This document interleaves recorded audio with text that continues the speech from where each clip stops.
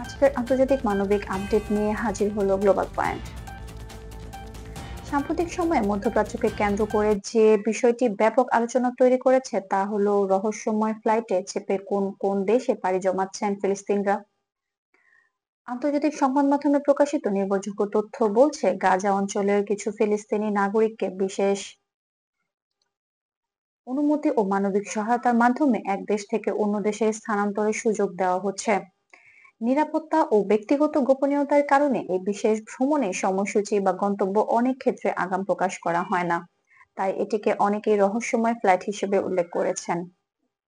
Reuters, AP news এবং BBC জানিয়েছে, গাজা অঞ্চল থেকে বের হয়ে যাওয়া নাগরিকদের বেশিরভাগকেই প্রথমে মিশরের রাফা সীমান্ত দিয়ে বিশেষ তালিকার মাধ্যমে প্রবেশ করানো হয়। এই তালিকা তৈরিতে অংশ নিচ্ছে আন্তর্জাতিক সংস্থা, মানবিক প্রতিষ্ঠান এবং সংশ্লিষ্ট দেশের দূতাবাস। সীমান্ত পার হওয়ার পর অনেককে মিশরের এল আরিশ বা কায়রো বিমানবন্দরে নেওয়া হয়, যেখানে মানবিক ভ্রমণের জন্য নির্দিষ্ট ফ্লাইট প্রস্তুত থাকে। এই ফ্লাইটগুলো সাধারণত নিয়ে যাচ্ছে তুরস্ক, কাতার, জর্ডান, সংযুক্ত আরব আমিরাত, কানাডা এবং ইউরোপের কয়েকটি দেশে। তুরস্ক চিকিৎসা সহায়তার বিশেষ প্রোগ্রাম চালু করেছে। সেখানে গুরুতর চিকিৎসার প্রয়োজন আছে এমন ব্যক্তিদের অগ্রাধিকার দেওয়া হয়। অন্যদিকে কাতার ঘোষণা করেছে, মানবিক ভিত্তিতে কিছু পরিবারকে অস্থায়ী আবাসনের সহায়তা দেওয়ার পরিকল্পনা রয়েছে।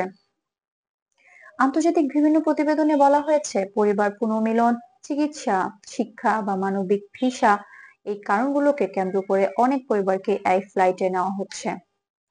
কানাডা 2024 সালের জন্য একটি বিশেষ মানবিক পথ উন্মুক্ত করেছে, যেখানে কানাডায় বসবাসরত আত্মীয়রা ফিলিস্তিনি পরিবারের সদস্যদের আবেদন করতে সাহায্য করছেন।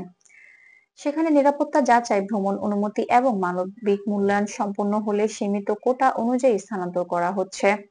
ইউরোপের কয়েকটি দেশও চিকিৎসা সহায়তা ও মানবিক ভিসার ভিত্তিতে কিছু সংখ্যক নাগরিককে গ্রহণ করেছে। ফ্লাইট সময়সূচি বা যাত্রীর তালিকা প্রকাশ না করার কারণ হিসেবে সংবাদ মাধ্যমগুলো বলছে, এটি নিরাপত্তা এবং ব্যক্তিগত গোপনীয়তা সুরক্ষার অংশ। অনেক ক্ষেত্রেই যাত্রীরা বিশেষ পরিস্থিতির মধ্য দিয়ে যাচ্ছেন এবং তাদের ভ্রমণ যেন জটিল পরিস্থিতিতে না পড়ে, সেজন্য আগাম তথ্য প্রকাশ সীমিত রাখা হয়।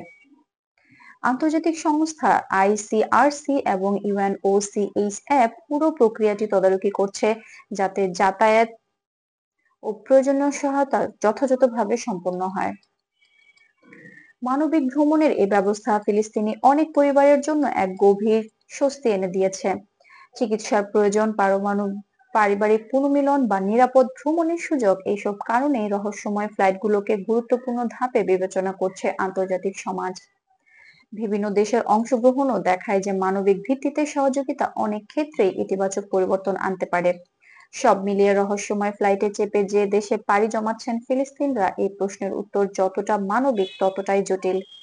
আন্তর্জাতিক সহযোগিতা, বিশেষ অনুমতি এবং বহুদেশীয় সমন্বয়ের ভিত্তিতে যে সহায়তার পথ তৈরি হয়েছে, তা নিঃসন্দেহে অনেক পরিবারের জন্য আশার আলো হয়ে এসেছে।